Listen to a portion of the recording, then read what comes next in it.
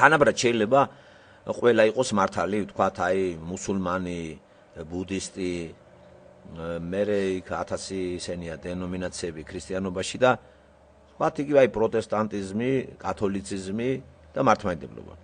თუ ეს თანაბრად ყველა ჭეშმარიტია, მაშინ რატო არიან ესენი ცალ-ცალკე? ფორმების გამო არიან ცალ-ცალკე, წვერების მოშვების გამო თუ რა? არ შეიძლება აი ამდენ იმაში, თუნდაც იგივე ქრისტიანობაში ესეთი დენომინაციით, სულ ყველა მართალი იყოს. როცა მართალია ადამიანები ცალ-ცალკე არ არიან. ესე იგი, აი ამ რელიგიურ ხროვაში არის ერთი ნამდვილი და სწორი. თუ ჩვენ ამას ვიპოვით, რომელია სწორი და ნამდვილი, გადავრჩებით, ისე დავიღუპებით, თორე ისე რელიგიური სამყარო, მსოფლიო სამყარო მაღალ დონეზე არის. ხო, იქ მუსულმანები თავისას აწვევიან, ბუდისტები, მერე მუსულმანობაში განსხვავებები არის შიიტების, სუნიტების, მერე ვაჰაბისტები და რა ვიცი ახლა ისტორიას აღარ მოყვები. და ყველა თანაბრად ესე იგი აწვება იმას, რომ ის მართალი არის. არ შეიძლება ყველა მართალი იყოს. მრავალფეროვნებაში ახლა ყველა რო თავის ღმერთს აქებს და ადიდებს, როგორ შეიძლება ყველა მართალი იყოს, ეს იმას ნიშნავს, ყველა მართალი აქებს რა თავის ღმერთს უშვებს პოლითეიზმს. ესე იგი სამყაროში ყოფილა მრავალი ღმერთი და ყველა ადამიანს თავის ღმერთი ყავს. ეს სწორი არ არის. სამყაროში არ შეიძლება იყოს მრავალი ღმერთი. არის ერთი. აი, რომელი არის ის, რომელიც სწორ ინფორმაციას გვაძლევს ნამდვილი ღმერთის შესახებ. აი, მაშინ თუ გაერკვია ადამიანი, დამთავრებულია რა. აბა ახლა მართლმადიდებლობა თუ ეს არ არის ჭეშმარიტება, კათოლიციზმი თუ ეს არ არის ჭეშმარიტება, პროტესტანტობა როგორც რელიგიური ორგანიზაცია თუ ესეც არ არის ჭეშმარიტება, რა აზრია გინა პროტესტანტიზმში ვიჯდე, გინა მართლმადიდებლობაში და გინა კათოლიციზმში. შეიძლება სამივე დაშორებული იყოს სწორ გაგებას და სწორ ურთიერთობას ღმერთთან. ამიტომ ნამდვილი არის და სწორი არის ვიკვლიოთ, როგორი ურთიერთობა არის ღმერთთან სწორი. ამიტომ მე სახელმძღვანელოს, ცნობას, წერილს, წიგს. ასეთი მხოლოდ აქვთ ქრისტიანულ სივრცეში არის ნორმალური წიგნი. ბუდისტებს ეგ არ აქვთ, მათ აქვთ რაღაც ლიტერატურული კრებულები და ათასნაირი აფორიზმებით გაჯერებული და ადამიანის მიერ ნაჩხაპნი. ასევე მუსულმანებიც ვერ დაიტრაბახებენ, მათი ყურანი ეს არ არის მთლიანი შეკრული წიგნი, დენადი და რაიმეს აზრის გამომტანი. ყურანის წამკითხველი ადამიანი ვერაფერს ვერ გაიგებს იქ რა ხდება, საერთოდ სიუჟეტი არის თუ არ არის, ეს არის ფრაგმენტები, რაღაც აფორისტულად წარმოთქმული სურები, რომლებიც უნდა გადააბაშენ და რაღაცა სისულელეები გამოიტანო იქიდან. ესეც ადამიანის ნაჩხაპნი კონსპექტი არის. ყურანს რო კითხულობს კაცი, ჩდება შთაბეჭდილება, თითქოს სტუდენტი, საშუალო სტუდენტი ძლიერ ლექტორს უსმენდა მაშინ ლექციაზე და ვერ ასწრებდა და სტუდირებას გადაახტებოდა რაღაც ადგილებს და ისეთი კონსპექტი შეთითხნა. და იმ კონსპექტით ნასწავლი რო ჩააბარა ისევ ლექტორთან, იმან ორიანი დაუწერა. რაღაც ამდაგვარი კონსპექტი არის ცუდად შედგენილი მუჰამედის მიერ, ყურანი რო ქვია და იმიტომ არის სამყარო ასე გამოლენჩებული, გამოშტერებული, იმიტომ რომ მუჰამედი იყო ადამიანი და გავდა იმ სტუდენტს, რომელიც იმ ღვთაებრივ სამყაროში, რომელიც ღმერთს წარმართავს ამას და ცოცხალ ღმერთთან თუ ლექციებს ისმენდა იგი, რო იძახის გამოცხადება, ცუდად მოусმენია. თუ არ შეიძლება ლექტორი კარგად გადასცემდეს თავის სალექციო კურსს და ყავდეს მას კარგი სტუდენტი და არ იცოდეს რას გაავრცელებს იგი. უნდა ვთქვათ ესეთი რამე, თუ მუჰამედი უსმენდა ცოცხალ ღმერთს და იგი კარგად ვერ იგებდა თელერიგ რაღაცეებს, მაშინ ადამიანური გაგებებით სტუდირებას ახდენდა იმ ჭეშმარიტებებისა, რომელიც უკვე დიდი ხანია განცხადებულია ბიბლიაში. ესე იგი, ეს მუჰამედი გავს იმ სტუდენტს, ლექციას კი არ ესწრებოდა, ლექციაზე დამსწრ სტუდენტს, რომელიც ესწრებოდა ხუთოსან სტუდენტს, იმ რო ჩაიწერა კარგად რაზეც იყო ლაპარაკი, იმისგან სტუდენტისგან გადაწერილი კონსპექტით დაიწყო ხელმძღვანელობა. მუჰამედმა სწორედ იმიტომ შევადარე იმ სტუდენტს, რომ მუჰამედმა იხელმძღვანელა ბიბლიიდან. მას ღმერთთან ურთიერთობა არ ჰქონდა. ისევე როგორც სტუდენტს, რომელსაც ლექტორთან ჰქონდა ურთიერთობა, გადამწერელმა სტუდენტისგან გადაწერა და ბევრი რამე გამოტოვა, იმიტომ რომ მას ლექტორთან არ ჰქონდა მისასვლელი და უშუალოდ ლექციას ლექტორისგან არ იღებდა. ბიბლიიდან ავტორები ყველაფერი რაც ჩაწერილია, მიღებულია ღმერთიდან. ცოცხალი ღმერთი ელაპარაკებოდა. აი ეს არის უპირატესობა, რო იცოდეთ ყველა დანარჩენ ლიტერატურასთან, რელიგიურ ლიტერატურასთან, ფილოსოფიურ ლიტერატურასთან, რომელსაც ქვია ბუდისტური ლიტერატურა, ისლამისტური ლიტერატურა და ძალიან ბევრია ლიტერატურა, მთავარი წიგნი ყურანი და მე იქიდან გამომდინარე უამრავი დამატებები ამ ფილოსოფიური მოაზროვნების მიერ. ეს ყველაფერი არის ადამიანური. მაგრამ ბიბლია, როცა ბერძნული ეს სიტყვა შემოვიდა ისეთ ხმარებაში, რომ გათანაბრებულია სიტყვა ბიბლია ცოცხალ ღმერთთან, ამავე დროს ბიბლია სულ მარტივად რომ ეტიმოლოგიურად გავშიფროთ, ეს არის წიგნები, ბერძნულ ენაზე ბიბლო, ბიბლია, ბიბლიოთეკა. ეს წიგნების ერთობლიობა არის 66 წიგნის ერთობლიობა, სადაც განცხადებული არის ცოცხალი ღმერთის სიტყვა ადამიანთან. და თავად ღმერთის მიერ არის დაწერილი სული წმინდის მიერ, ამა თუ იმ ადამიანის არჩევით და შთაგონებით კი არა, ამოსუნთქვით. ბიბლია არის ღმერთის მიერ ნაწერი ამოსუნთქული, ღმერთის სუნთქვა არის გადმოცემული და ეს არის ჩაწერილი. აბა ვინმეს ეცადა და დაემახინჯებინა. აბა ეცადა მოსეს და დაემახინჯებინა. მოსე არ იყო ის სტუდენტი, რომელიც ლექციებს არ ესწრებოდა და გადაწერილი კონსპექტებით არ სარგებლობდა. უშუალოდ ღმერთთან ურთიერთობდა და ასე მივიღეთ მოსეს მიერ ავტორი 5 წიგნეული, რომელიც ბიბლიის ძველი აღთქმის კარებს აღებს და შემდეგ გადავდივართ უკვე სხვა ავტორს ირჩევს სული წმინდა, მოსეს ცulis ისუნავინი და მისი წიგნიც არის ჩაწერილი მან. და მერე კიდე სამუელი და ასე შემდეგ. ისაია და გავყვეთ. ესე იგი, ერთადერთი წყარო ამ რელიგიურ მოზაიკაში, აი მიმობნეული რომ არის ერთი და არ შეიძლება იყოს მრავალი. თუ მრავალი არის, მივდივართ როგორც აღნიშნე მრავალღმერთიანობასთან და ეს რელატივიზმის დაშვებას გულისხმობს და ყველა ადამიანი გამართლებულია თავის მორალში და საქციელში, რაც გამორიცხული არის. სამყაროს უნდა ყავდეს ერთი ღმერთი და არანაირად სხვა ღმერთი. და სად არის ღმერთის სახე უფრო სწორად და ნათლად გადმოცემული და საერთოდ ძალუც კი ადამიანს ღმერთი გადმოსცეს. რა თქმა უნდა, ადამიანი ღმერთს ვერ გადმოცემს და არც თვითონ აიღებს თავის თავზე ამას. არც მუჰამედს უთქვია რომ ეს მე ღმერთი აღწერე, მან თქვა რომ მქონდა რაღაც ხილვები და ცოლთან დაადასტურა ეს და ცოლმა დაუდასტურა და ასეთი იმით შემოვიდა ეს ლეგენდები და ცოტა არეული კაცის ბჟუტურს აგავს და აი ამ კაცმა რამხელა დედამიწის მოსახლეობის თითქმის ნახევარზე მეტი შეცდომა შეიყვანა. სატანის ხელი ურევი აქვს. ხო და რაც დრო გავა უფრო და უფრო შეცდომას ექნება ადგილი. ასევე ბუდისტური ლიტერატურა უკავშირდება ბუდა გაუტამას სახელს, ძველი წელთაღრიცხვით მე-5-6 საუკუნეა, მუჰამედი კი მე-6 საუკუნე ახალი წელთაღრიცხვით და ამათ შუაში არის იესო ქრისტე როგორც ცოცხალი ღმერთის განსხეულება ადამიანურ ფორმით. ასე რომ ვისვენდოთ ჩვენ ადამიანებს, რომლებიც თავის წარმოსახვით ჩხაპნიან ღმერთზე წარმოდგენებს, თუ ღმერთს, რომელიც თავის პორტრეტს გვაწვდის უშუალოდ თავის შესახებ და ცოდვადაცემული ადამიანის შესახებ თავად და ირჩევს ამა თუ იმ ადამიანს და ყველა ფენიდან. არა მარტო დიდებულიდან, არამედ დაბალი ფენიდანაც.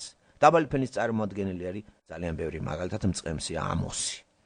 მაღალი ფენის წარმოადგენელია თითქმის აი მინისტრი, ასევე ლამის მეფეს გათანასწორებული ეგვიპტის კარზე აღზრდილი მოსე. და ასევე სხვადასხვა პროფესიის წარმოადგენელი, როგორიც არის საზოგადოებრივი პროფესიები, თუნდაც ექიმი ლუკა და თეოლოგი ღვთისმეტყველი პავლე, იოანე, ასევე ღვთისმეტყველი და მეთევზეები. ძალიან ბევრი მეთევზეები. აი ამით ეს უფრო ღირებული წიგნი არის, ვიდრე ვთქვათ ბუდა გაუტამას ტყეში გაჭრის შედეგად წარმოჩენილი რაღაც ხილვები და ბოდვები და მერე მისი ფრაგმენტალურად ჩანაწერები და თავსა და ბოლოს რო ვერ გაუგებ, ჭკვიანი ფრაზა საცულელური. ბიბლია არის ერთი დენადი წიგნი 66 წიგნში, არავინ არ დაიკარგება, ასხმული მარგალიტივით არის და უცნაური ის არის რომ მთელი საუკუნეებს მოიცავს ეს, მაშინ როდესაც ბუდას კონკრეტულ ისტორიულ სივრცეში არის ჩაწერილი ეს. ბუდა გავს იმ სტუდენტს და იგივე მუჰამედი, რომლებიც მხოლოდ ერთხელ შეყანყალდა სალექციო კურსზე და რაც მოისმინა ნაწყვეტი ის ჩააფხაჭნა. მაგრამ ბიბლია ეს არის მთელი ეპოქა, 1600 წელი ღმერთი გაშლილია და მართლაც ღმერთი ყველა დროებში გაშლილია. აი ესე იწერებოდა ბიბლია 1600 წლის მანძილზე 40 თაობა წერდა ამას.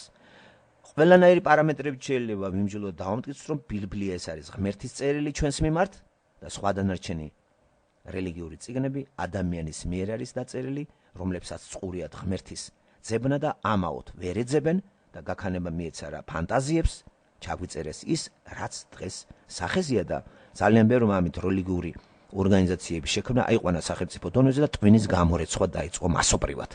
ქრისტიანული სოფხედულობა არანაირად ტვინს არ ურეცხავს არავის. და კიდე ამითაც შეიძლება შევამოწმოთ, რამდენად ღმერთის არის ბიბლია, პიროვნება რომელიც ადამიანებს ტვინს ურეცხავს, ის ღმერთიდან არ არის. პიროვნება რომელიც თავაზობს, როგორც ღმერთმა გვითავაზა ის წერილი, ესე იგი ის ღმერთიდან არის. მუსულმანობა ტვინს ურეცხავს ყველას, ასევე ბუდიზმიც, ასევე ქრისტიანული დამახინჯებული, ეს რელიგიად წოდებული კათოლიციზმი, ლამის კათოლიციზმი მუსულმანობას დაემსგავსა იმით, რომ ხმლით ავრცელებდა კათოლიციზმს და თუ ამას არ გაიზიარებდა, კოცონზე დაგწვავდა, აქ ეგზენი თითქმის აი შეხმატკბილებელი იყვნენ.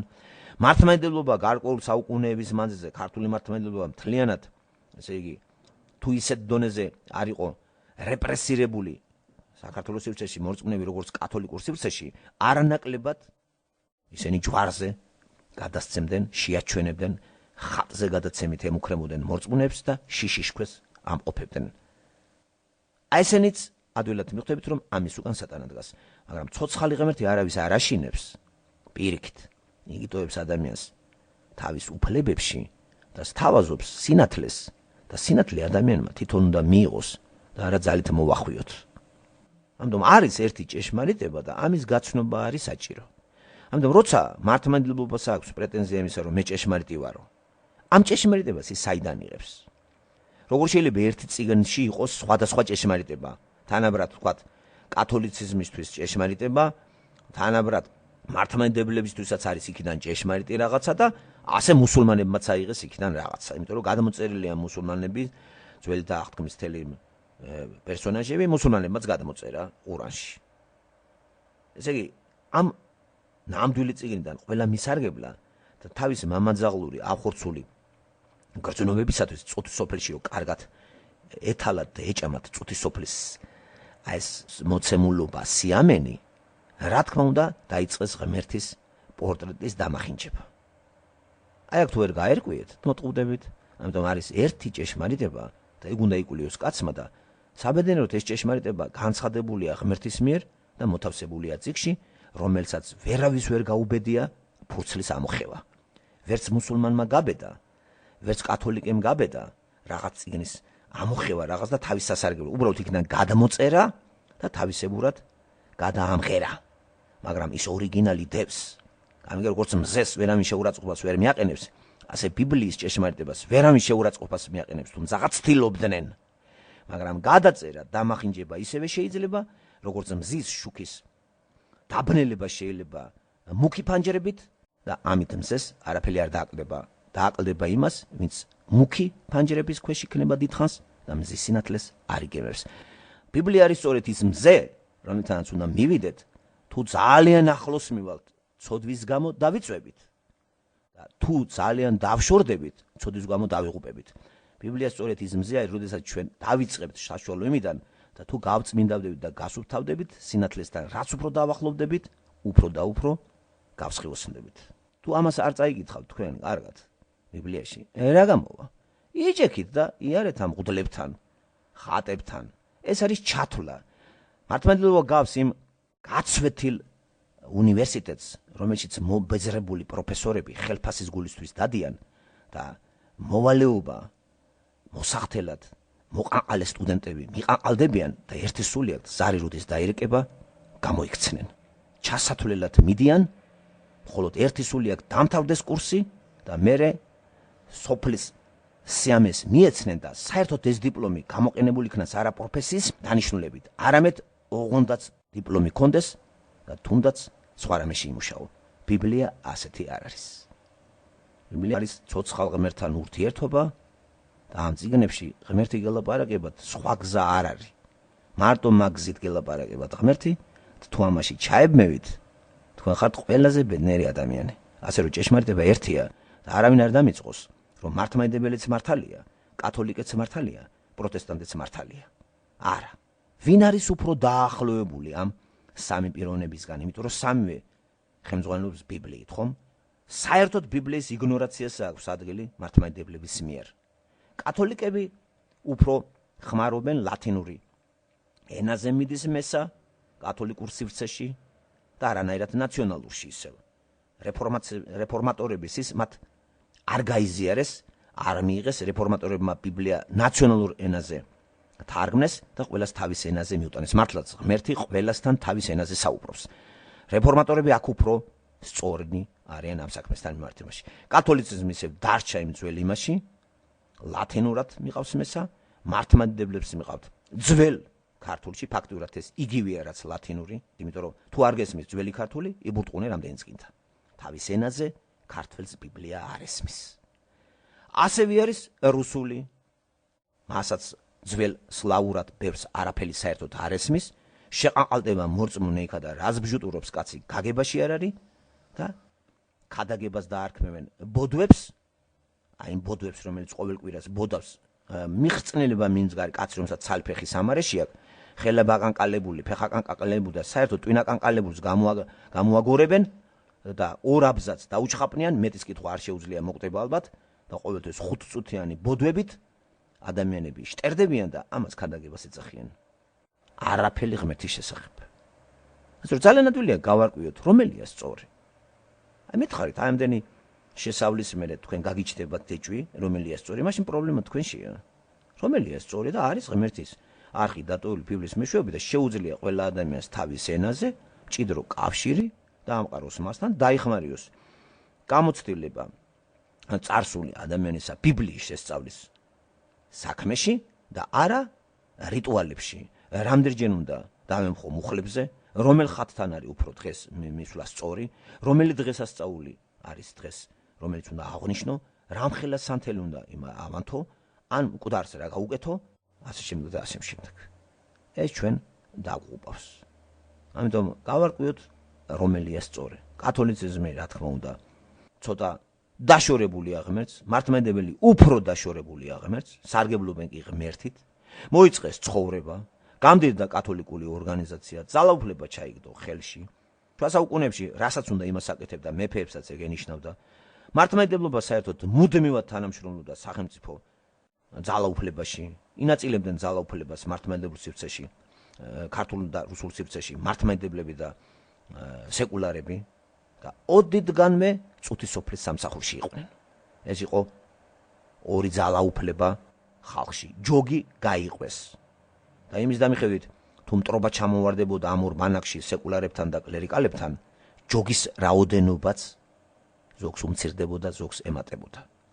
თუ ძალიან ძლიერი იყო ანტაგონიზმი, თქვათ სეკულარებისა მართლმადიდებლების მიმართ, რა თქმა უნდა, სეკულარებს მეტი მიმდევარი ყავდა. ესე იყო კომუნისტური პერიოდში და ფაქტურად მორწმუნე ნოლზე იყო დაყვანილი. მთლიანად ათეიზმად იქცა ქვეყანა. დღეს კი მართლმადიდებლების აღორძინება არის და სეკულარები კარგავენ მიმდევრებს და გადაიხვეწნენ იქით. არც ერთი და არც მეორე ჯოგზე არ ფიქრობს და იმიტომ არის გაღლეტილი ქვეყანა, როგორც რუსეთი, ისე საქართველოს საბერძნეთი, ვიდრე რეფორმატორულ ქრისტიანული საწყისზე აღორძინებული ევროპა, რომელსაც დღესდღეობით სიდამპლე და კოროზია შეეპარა. შეეპარა ჟანგი, შეეპარა სიცივე და ის რაც თბილი სიყვარული ერქვა და ცხელი და მხურვალე თანდათან ხუნდება.